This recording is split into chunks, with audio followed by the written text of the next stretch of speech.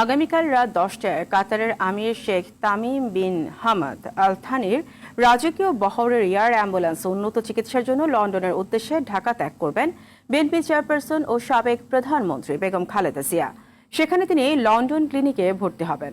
সকালে গুলশানে দলীয় চেয়ারপারসনের রাজনৈতিক কার্যালয়ের সংবাদ সম্মেলনে এ তথ্য জানান ব্যক্তিগত চিকিৎসক ও স্থায়ী কমিটির সদস্য ডাক্তার AZM জাহিদ হোসেন।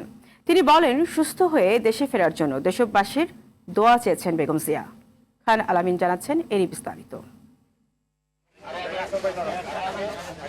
2018 সালের 8 ফেব্রুয়ারি জিয়া অরফানেজ ট্রাস্ট দুর্নীতি মামলায় যেদিন রায় হয়েছিল সেদিন পায়ে হেঁটে আদালতে গিয়েছিলেন বেগম খালেদা জিয়া।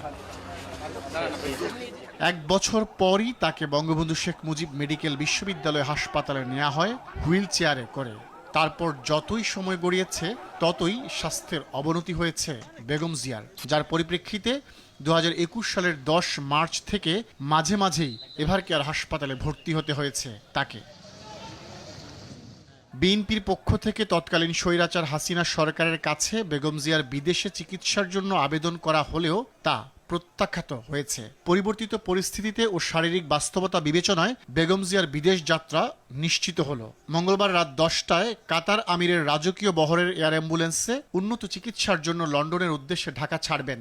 সঙ্গে থাকবেন 6 সদস্যের চিকিৎসক দল। প্রয়াত ছোট ছেলে আরাফাত রহমান কুকুরের স্ত্রী শামেলা রহমান, ব্যক্তিগত কর্মকর্তা আব্দুস সাত্তার সহ বেগম জিয়ার সহযোগীরাও সঙ্গী হবেন।